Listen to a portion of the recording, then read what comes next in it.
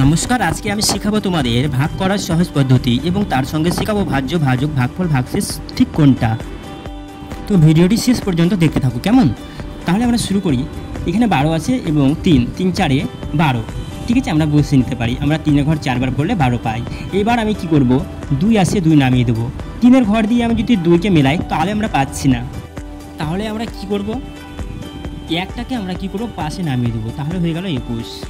আর তোমরা এইবার কিন্তু ভালো করে লক্ষ্য করো, বিশেষ করে এখানে ভুল হয়, যদি দুটো সংখ্যা আমরা পরপর নামাই তাহলে ভাগফলে একটা শূন্য হয়, কেমন? এটা মনে রাখবে, এটাই কিন্তু বেশিরভাগ ভুল করে। তারপরে আমরা কি করবো, 3 সাথে 21 বসিয়ে নেব, কেমন? এরপর আমরা আসবো নেক্সট পার্টে। আমরা বলেছিলাম যে আজকে ভাগফল ভাগশেষ কোনটা ঠিক শিখবো। তাহলে আমাদের ভাগফল কোনটা, 407, এটা আমাদের ভাগফল বেরোলো।